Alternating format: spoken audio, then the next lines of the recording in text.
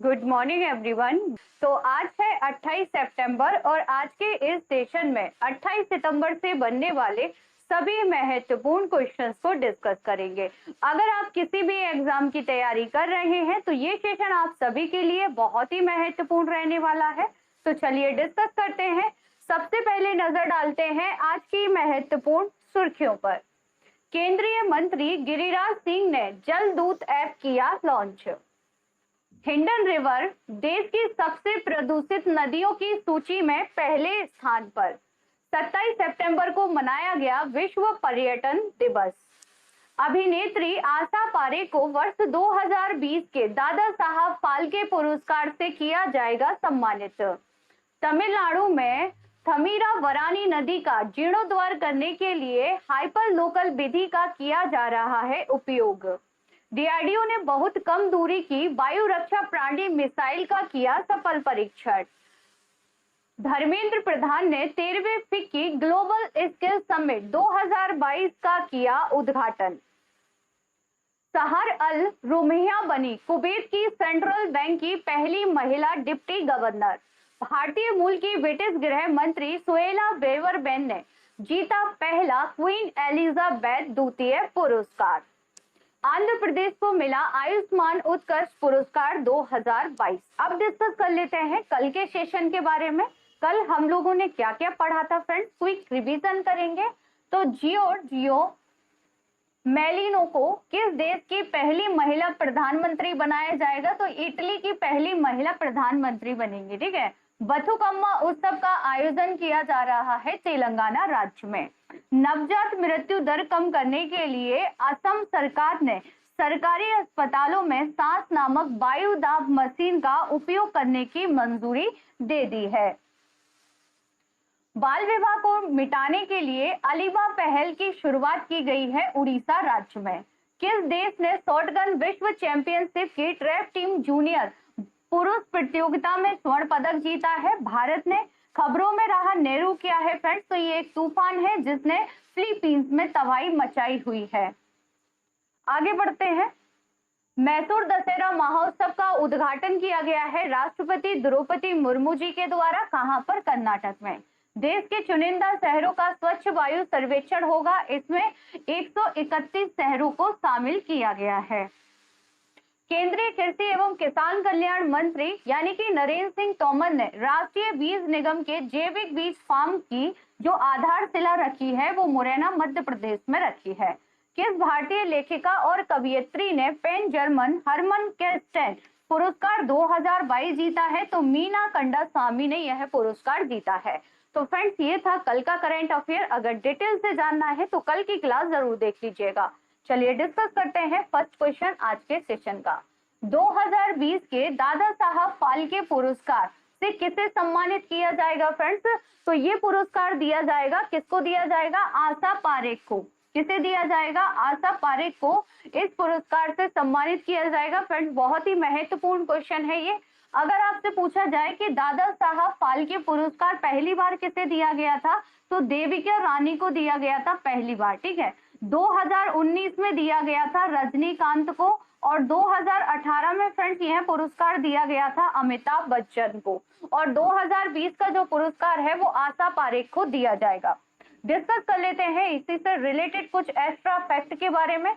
तो आशा पारेख को ये पुरस्कार कहां पर दिया जाएगा? तो 68वां राष्ट्रीय फिल्म पुरस्कार समारोह होगा जिसका आयोजन होना है 30 सितंबर को। ठीक है। इसका जो उद्घाटन करेंगे वो करेंगे राष्ट्रपति द्रौपदी मुर्मू जी और इसी समारोह में जो आशा पारेख है इन्हें सम्मानित किया जाएगा। ठीक है। और आशा पारेख को 1992 में पद्मश्री भी दिया गया था फ्रेंड्स। आशा पारेख कौन है? तो ये अभिनेत्री है। ठीक है। डिस्कस कर लेते हैं दादा साहब फाल्के पुरस्कार के बारे में बेसिक इंफॉर्मेशन। तो यह पुरस्कार फिल्म वह सिनेमा जगत का सर्वोच्च सम्मान है। यह पुरस्कार भारतीय सिनेमा के विकास में उत्कृष्ट योगदान के लिए दिया जाता है। ठीक है। यह पुरस्कार भारत सरकार द्वारा भारतीय सिनेमा के पितामह कहे जाने वाले यानी कि दादा साहब फाल्के की स्मृति में 1969 में इसकी शुरुआत की गई थी। अगर पूछ लिया जाए कि भारतीय सिनेमा के पितामह के नाम से किसे जाना जाता है, तो दादा साहब फाल्के जी को जाना जाता है। और इन्हीं की स्मृति में 1969 में दादा साहब फाल्के पुरस्कार की शुरुआत की गई थी। बढ़ते हैं आगे। तो यह पुरस्कार सूचना एवं प्रसारण मंत्रालय द्वारा दिया जाता है, ये पॉइंट भी आप सभी को याद रखना है। 1969 में पहली बार देविका रानी को दिया गया था, जो कि एक अभिनेत्री थी। दादा साहब फाल्के पुरस्कार में 1 स्वर्ण कमल दिया जाता है और 10 लाख की नगद राशि दी जाती है। ठीक है, चलिए बढ़ते हैं आगे।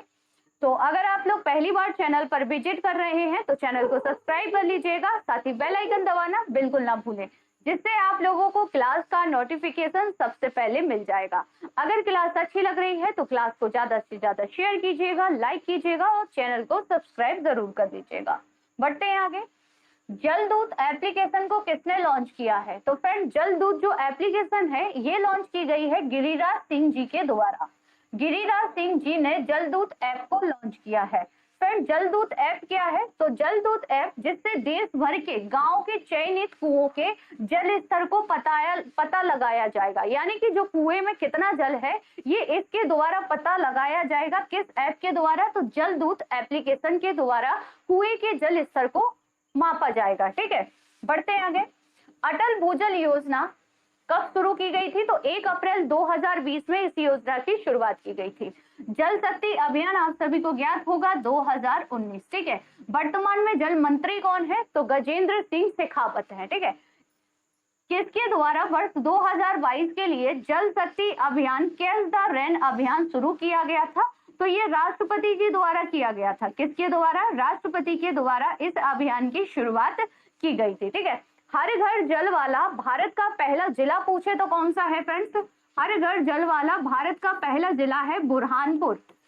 बुरहानपुर जो कि कहां पर है? तो ये है आपका मध्य प्रदेश में। ठीक है, और अगर आपसे पूछ लिया जाए कि हर घर जल वाला राज्य कौन सा है फ्रेंड्स, तो हर घर जल वाला जो राज्य है वो है आपका गोवा।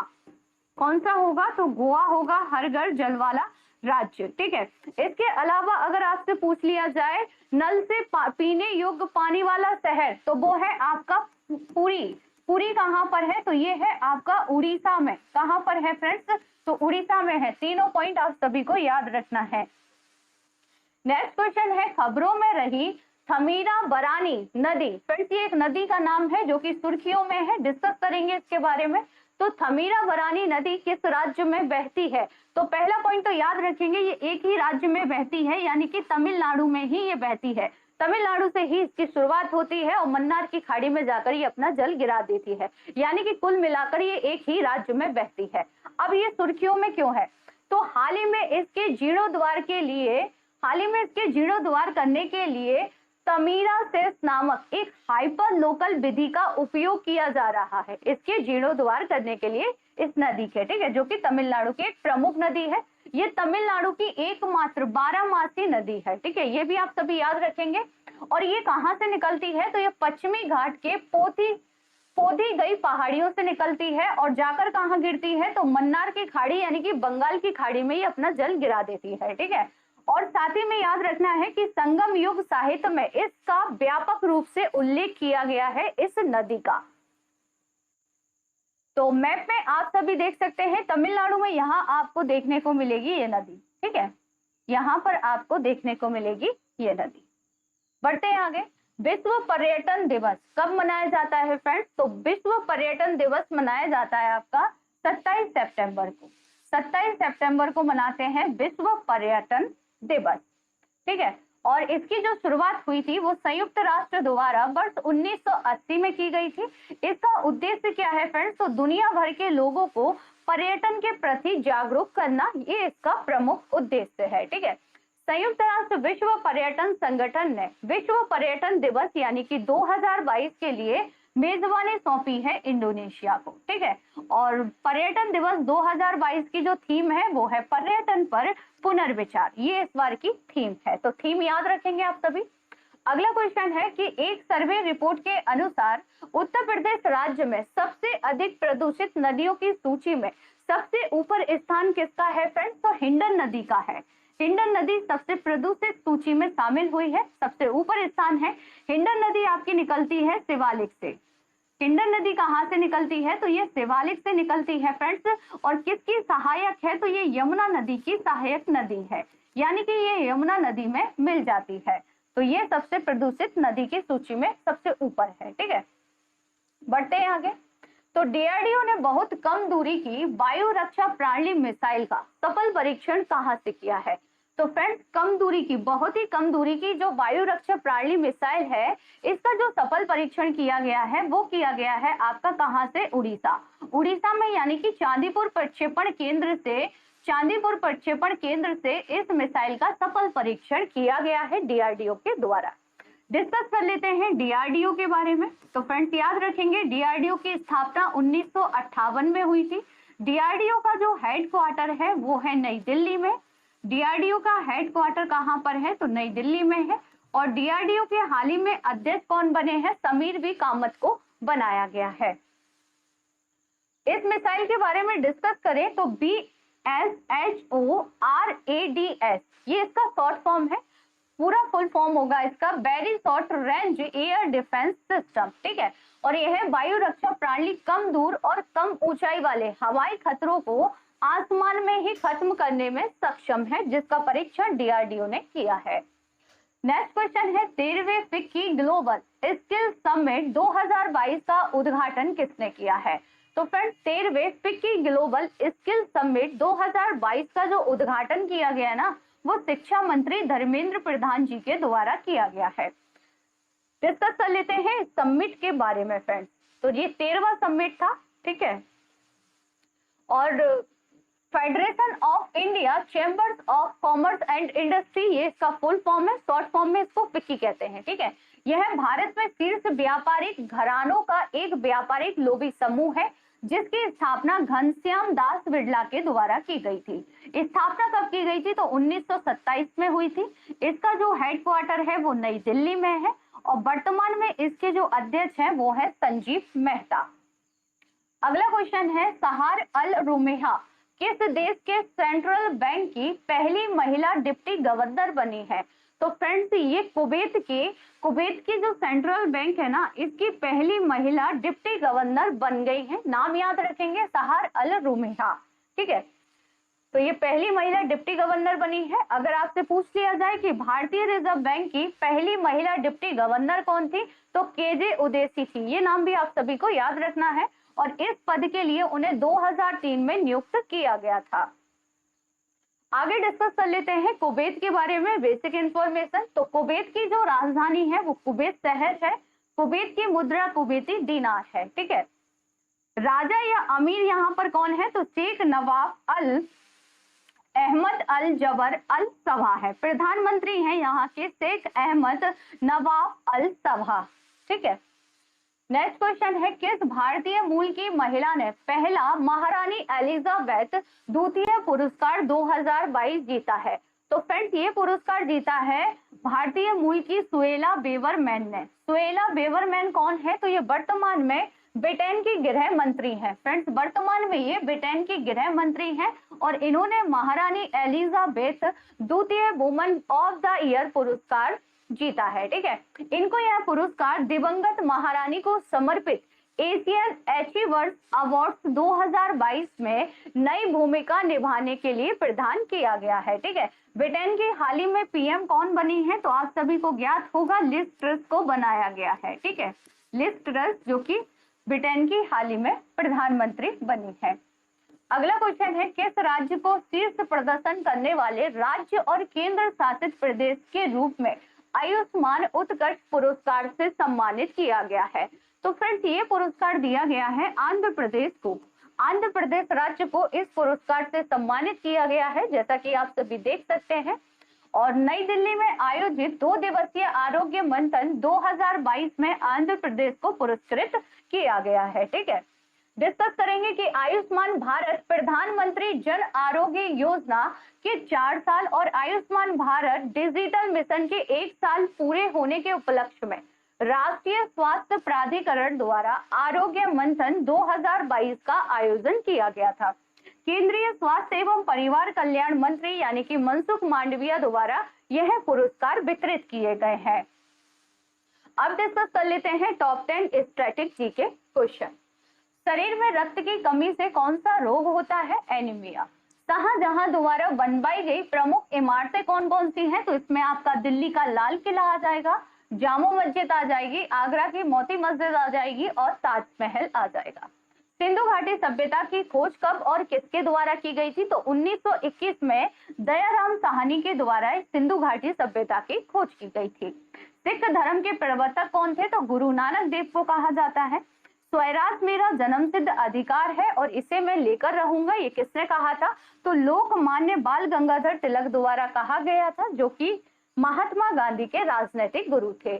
भारत की तीनों सेनाओं का मुख्यालय कहाँ स्थित है? तो नई दिल्ली में आपको देखने को मिलेगा। 1857 का प्रथम स्वाधीनता संग्राम कहाँ से प्रारंभ हुआ था? तो मेरठ से इसकी शुरुआत हुई थी। अजंता वह एलोरा की गुफाएं कहाँ पर स्थित है? तो ये औरंगाबाद के निकट यानी कि महाराष्ट्र में आपको ये दोनों गुफाएं देखने को मिलेंगे। किस मुगल वंश के शासनकाल को स्वर्ण युग कहा जाता है? शाहजहां के शासनकाल को कहा जाता है। किसी पागल कुत्ते के काटने से कौन सा संक्रामक रोग होता है? तो रेबीज होता है फ्रेंड्स। कल की क्लास में आपसे जो क्वेश्चन पूछे गए थे उनके आंसर एक बार देख लेते हैं। पार्सिवरेंस रोवर का संबंध किससे है? तो इसका संबंध है फ्रेंड्स नासा से। ठीक है, नासा ने मंगल ग्रह के लिए इसे लॉन्च किया था। अंतरराष्ट्रीय साक्षरता दिवस मनाते हैं 8 सितंबर को। नेक्स्ट क्वेश्चन था सबसे बड़े कंप्यूटर को क्या कहते हैं? तो सुपर कंप्यूटर के नाम से जाना जाता है। नेक्स्ट एंड लास्ट क्वेश्चन था संसार का प्रथम प्रोग्रामर क्या है फ्रेंड्स? प्रोग्रामर माना जाता है, तो ये इसका आंसर क्या होगा? आप सभी कमेंट्स में बताएंगे जरा। नेक्स्ट क्वेश्चन, अब आप लोगों के लिए कुछ क्वेश्चन हैं जिनके आंसर आप सभी को देने हैं कमेंट्स बॉक्स में। किस देश की खिलाड़ी ईगा स्विएटेक ने यूएस ओपन 2022 का खिताब जीत लिया है? महिला एकल का। नेक्स्ट क्वेश्चन है ऑपरेशन गियर बॉक्स किसने शुरू किया है फ्रेंड्स? नेक्स्ट क्वेश्चन है इनमें से कौन सा खेल ओलंपिक में सम्मिलित नहीं है? नेक्स्ट एंड लास्ट क्वेश्चन है भारत के किस राज्य में मलखंभ को अपना राज्य खेल घोषित किया गया है? तो फ्रेंड्स इन सब के आंसर आप सभी को देने हैं कमेंट्स बॉक्स में। आज की ये क्लास आप लोगों को कैसी लगी कमेंट्स बॉक्स में जरूर बताइएगा। अगर क्लास अच्छी लगी हो तो क्लास को ज्यादा से ज्यादा शेयर कीजिएगा, लाइक कीजिएगा और सब्सक्राइब चैनल को जरूर कर लीजिएगा, जिससे आगामी जो क्लासेस हैं उनका नोटिफिकेशन आप सभी को सबसे पहले मिल जाएगा। तो मिलते हैं नेक्स्ट सेशन में, तब तक के लिए थैंक यू सो मच।